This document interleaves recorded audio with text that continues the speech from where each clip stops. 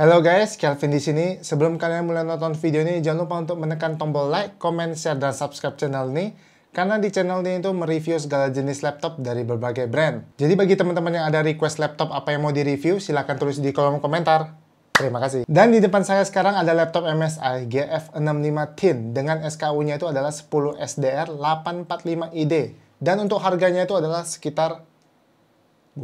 tapi harganya 18 juta rupiah. Seri GF ini merupakan seri terendah dari lineup MSI Gaming, tapi walaupun terendah bukan berarti laptop ini itu tidak bagus. Penasaran akan laptop ini? Nonton saja video ini, nanti juga tahu. Pertama, desain dari laptop ini. GF65 Thin ini merupakan laptop terbaru keluaran tahun 2020, di mana seri sebelumnya itu adalah GF63 Thin. Tapi desain dari laptop ini itu belum menggunakan bahasa desain terbaru dari MSI.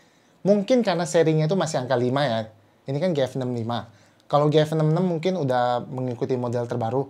Karena serinya ini masih 65, jadinya masih mengikuti bahasa desain yang lama. Contohnya yang udah memakai bahasa desain baru itu yang akhiran 6 tuh contohnya GT76, GS66, dan GE66. Tapi walaupun desain laptop ini itu belum yang terbaru, tapi laptop ini bakal bikin kalian galau pada saat beli laptop baru ya. Material yang dipakai di laptop ini itu adalah aluminium tipis dengan motif brush metal ya.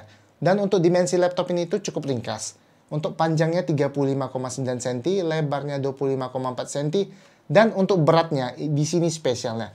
Laptop 15 inci itu beratnya hanya 1,86 kilo. Ini terhitung ringan ya guys, karena rata-rata laptop 15 inci itu beratnya itu antara 2 kilo sampai 2,3 kilo. Dan di GF65 Thin ini beratnya cuma 1,86 kilo. Ini cukup ringan, dengan bahan aluminium ini cukup ringan ya. Kemudian untuk keyboardnya ini sudah full size, tapi belum ada numpadnya. Kemudian lampu di keyboardnya itu hanya single zone dan warna merah doang ya. Kemudian pada saat mengetik di keyboard ini tuh cukup nyaman ya guys. Walaupun ini belum SteelSeries Gaming, ini keyboardnya ini cukup nyaman. Dan untuk trackpadnya sendiri ini sudah diinstal dengan Windows Precision Driver, sehingga trackpadnya ini cukup akurat dan halus pada saat kalian memakai trackpadnya ini. Tidak ngelek lah maksudnya. Untuk kelengkapan port dari laptop ini, di sebelah kanannya itu terdapat satu audio combo jack, 2 USB tipe A, 2 USB tipe C, dan 1 RJ45. Dan di sebelah kirinya itu terdapat satu HDMI dan satu power jack. Kelengkapan port di laptop ini itu sudah cukup ya untuk melakukan kegiatan sehari-hari, cuman kurang SD card reader dan VGA. Kalau untuk masalah SD card reader mungkin opsional ya. Kalau ada nggak apa-apa, nggak ada juga nggak apa-apa karena bisa beli adaptor. Tapi kalau misalnya nggak ada USB Type-C, itu yang kacau ya guys.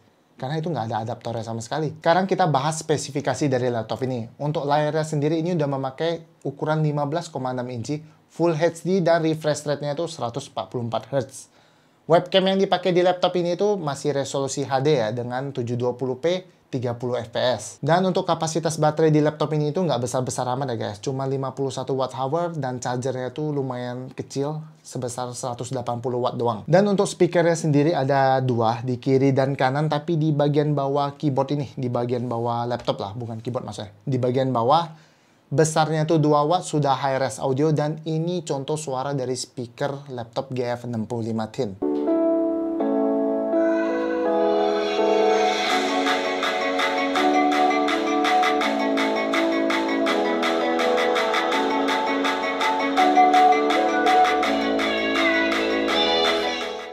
Kemudian untuk prosesor yang digunakan adalah Intel generasi ke-10, yaitu Intel Core i7 10750H dengan 6 core 12 thread dengan TDP-nya itu sebesar 45 Watt.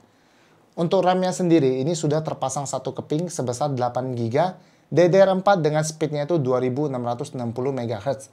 Masih ada tersisa satu slot dan kalian dapat upgrade-nya menjadi totalnya 16 GB. Untuk grafik card-nya sendiri, ini sudah memakai Nvidia GeForce GTX 1660 Ti dengan VRAM-nya itu sebesar 6 GB GDDR6. Untuk harga laptop 18 juta, GTX 1660 Ti ini udah cukup murah ya guys. Saya rasa ini sudah termurah di kelasnya. Dan untuk pendinginan di laptop ini itu sudah memakai desain Cooler Boost 5. Dan untuk suara fan-nya itu seperti ini.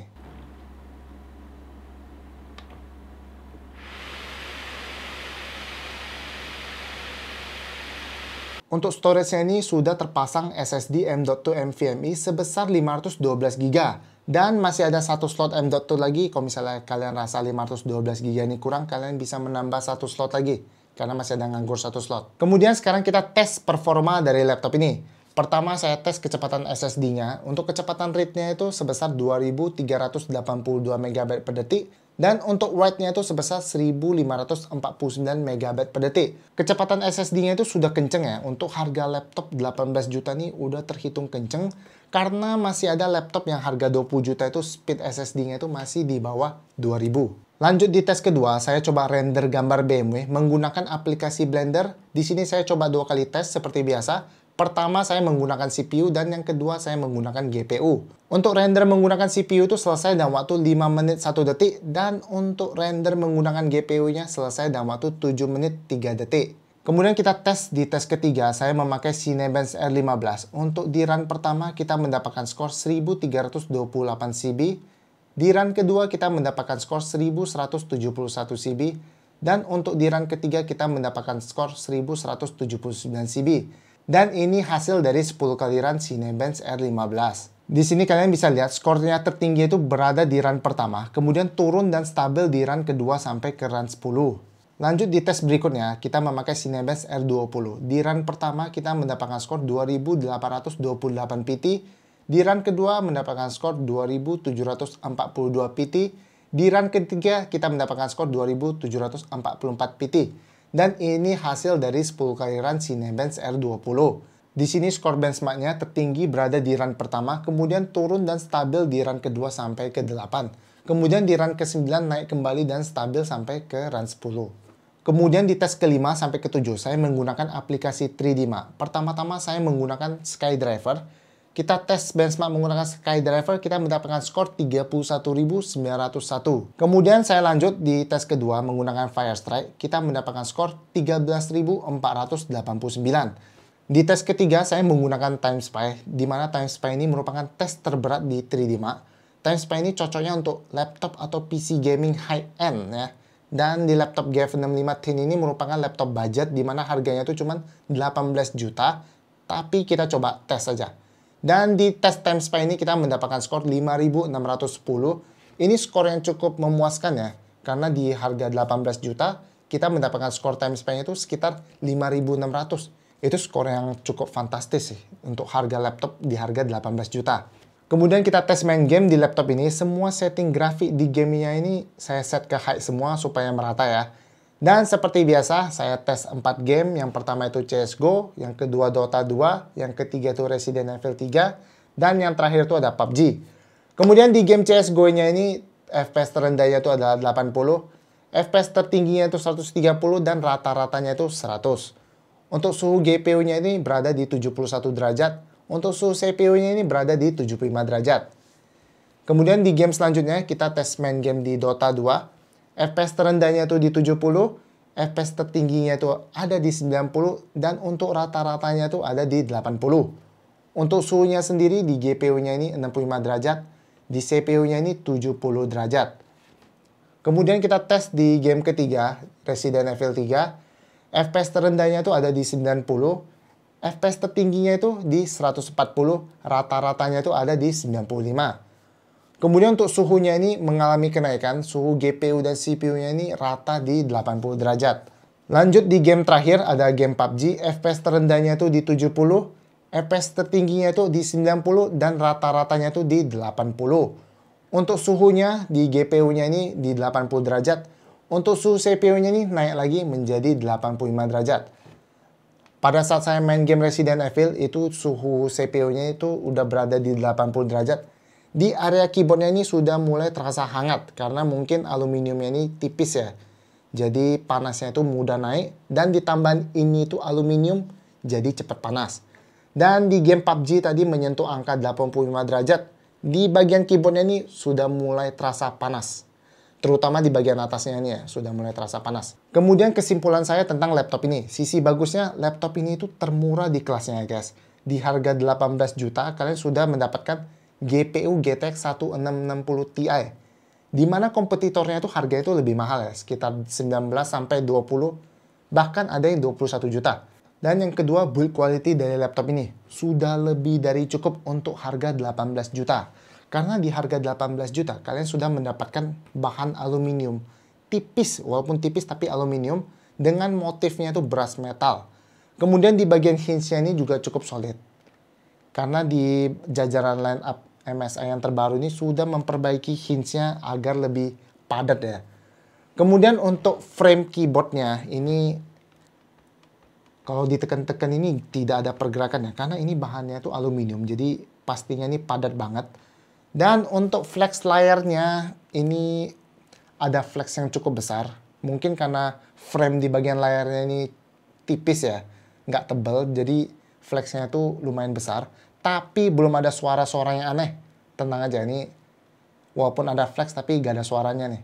Dan kemudian kekurangan dari laptop ini. Pertama, di keyboardnya ini belum ada numpadnya dan masih single zone RGB. Dimana kompetitornya yang harga 18 juta, 19 juta itu keyboardnya ini sudah ada numpad plus sudah ada RGB-nya. Tapi di GF65 ini masih single zone red ya, belum ada RGB. Yang kedua, bezel di bagian atas. Nih kalian bisa lihat bagian atas dan di bagian bawahnya ini masih tebal banget ya. Ini terutama di bagian atasnya nih. Ini tebal sih. Bawahnya sih sebenarnya. Bawahnya ini tebal banget. Tapi atasnya pun tebal. Padahal webcamnya ini nggak besar-besar amat. Dan yang ketiga, di portnya ini tidak ada SD card reader. Itu aja sih kekurangannya guys. Oke, jadi sekian dulu video review MSI GF65 Thin ini dari saya. Mohon maaf apabila saya ada salah dalam pengucapan dan salah dalam menyampaikan review. Apabila ada kesalahan, mohon teman-teman koreksi di kolom komentar. Oke, jadi sekian dulu video review MSI GF65 Thin ini dari saya. Mohon maaf apabila saya ada salah dalam pengucapan dan salah dalam menyampaikan review. Apabila ada kesalahan, mohon teman-teman koreksi di kolom komentar. Sekali lagi, terima kasih bagi kalian semua yang sudah nonton video ini. Jangan lupa untuk tekan tombol like, komen, dan share video ini. Dan jangan lupa juga untuk subscribe di channel ini. Dan yang paling penting guys, jangan skip video iklannya karena saya butuh untuk melunaskan laptop-laptop ini dan beli laptop baru untuk di-review lagi. Oke, terima kasih semuanya. Sampai jumpa di video berikutnya.